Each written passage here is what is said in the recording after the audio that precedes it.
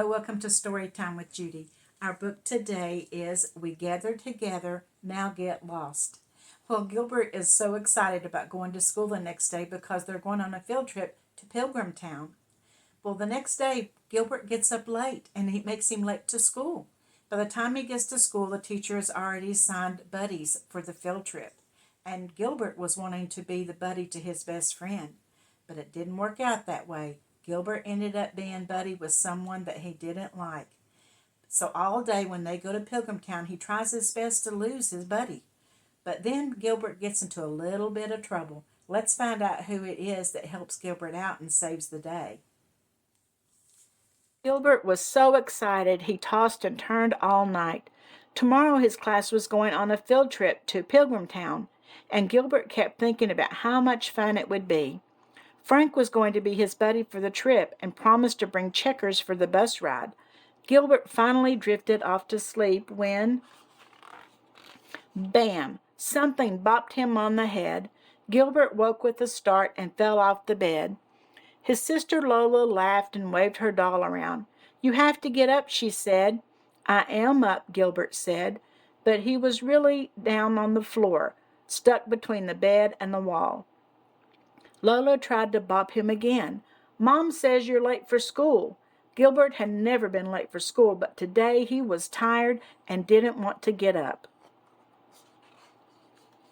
When Gilbert stomped into the kitchen, his socks didn't match. Toothpaste was dribbling down his shirt, and his hair was sticking up in all the wrong places. "Oh dear," Mother said when she saw him. "It looks like you got up on the wrong side of the bed today." She handed him his lunch bag, and as he hurried out the door, Gilbert had missed breakfast and his stomach growled all the way to school. When he got to his classroom, Mrs. Bird had already marked him absent. She erased the X next to his name and said, "You should be thankful that we didn't leave you, Gilbert." Gilbert wasn't so thankful when he saw that everyone had already picked their partners for the trip. The only person left without a buddy was Philip. Philip was always the last one to get picked for anything. He couldn't catch a ball or run fast. He was also a big tattletale, and now he was Gilbert's buddy. When the bus started down the road, Gilbert looked around. Frank and Kenny were playing checkers. Patty and Margaret played Travel Battleship. Louis and Sam read a comic book. Gilbert and Philip just sat. Gilbert's stomach growled again. He opened up his lunch bag. But Philip said, "I'm telling the teacher that you're not eating on the bus." Gilbert closed his bag. Finally, Mrs. Bird said, "Now, class, we're almost there. At Pilgrim Town, we'll see how the early settlers lived." They were thankful that they got through the hard winter and celebrated their first harvest with a Thanksgiving feast. During our visit today, I want you to think about all the things that you can be thankful for. Patty raised her hand and said, "I'm thankful that no one threw up on the bus." Louis shouted, "I'm thankful that we didn't have to do spelling today." Everyone laughed, except Mrs. Bird and Philip, who was the best speller in the class. Gilbert just slouched in his seat and said, "I'm thankful that we're almost there." When the bus pulled into the parking lot, Mrs. Bird said, "Remember to stay with your buddy at all times. No one will get lost." Two by two, they walked through the village, where people in costumes talked about how the pilgrims lived. As they headed toward the blacksmith shop, Gilbert ran to catch up with Frank and Kenny. Philip ran after him, calling, "Hey, wait for me."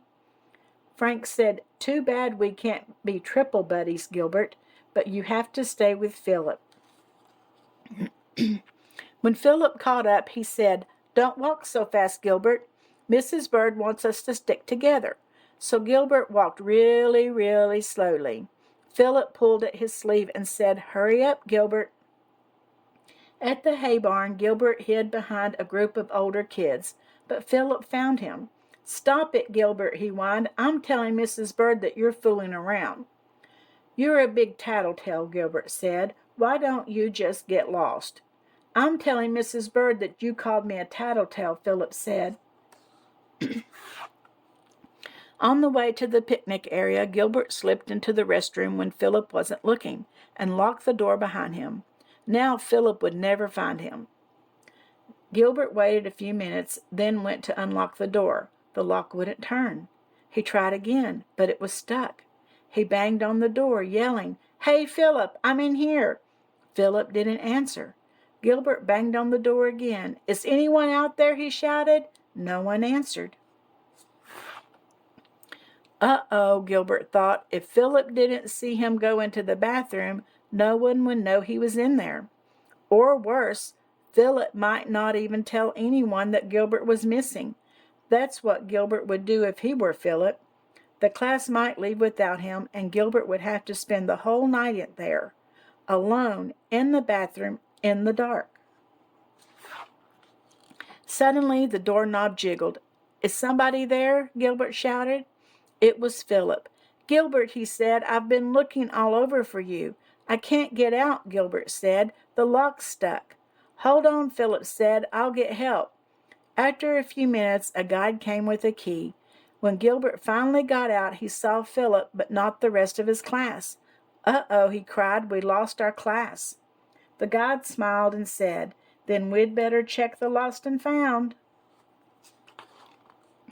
As they walked to the visitor center, Gilbert knew he was going to be in big trouble, and Philip was too, all because of him. Gilbert waited anxiously with Philip at the lost child corner until the class appeared. But Mrs. Bird wasn't mad. She said, "There you are. I'm so glad we found you." Louis wasn't so glad. He said, "We could have been eating lunch already, but we had to come looking for you and Philip." Gilbert said, "It's not Philip's fault. I was hiding from him and got locked in the restroom. But he found me and got help." Patty said, "Oh, Gilbert, you weren't being a very good buddy." And Frank said, "I'm glad Gilbert wasn't my buddy." But Mrs. Bird said, "Let's just be happy that we are all safely here together." To celebrate, she bought some pies and pilgrim hats and led the class outside to a picnic table. When they were all seated, she said, "Tomorrow is Thanksgiving Day. What are some of the things we should be thankful for?" "Pumpkin pie," Louis said, helping himself to a piece. "Thanks for getting lost, Gilbert." Patty said, "I'm thankful that we don't have to live like the Pilgrims did. They didn't have TV." "Or comic books," Sam added. They went around the table. When it was Gilbert's turn, he thought for a minute, then said, "I'm thankful that I didn't have to spend Thanksgiving locked in a bathroom." "Thanks, Philip." Everyone shouted, "Yay, Philip!" Philip turned red and said, "That's what buddies are for." On the walk back to the bus, Gilbert stayed close to Philip, very close. On the bus, Gilbert borrowed Frank's checkers, and he and Philip played 5 games. Philip won every time. Happy Thanksgiving. Well, he didn't want to be Philip's buddy, did he? But it turned out that Philip was a better friend than he was in the beginning, right? Because even though they were kind of not friends, they ended up being friends, didn't they?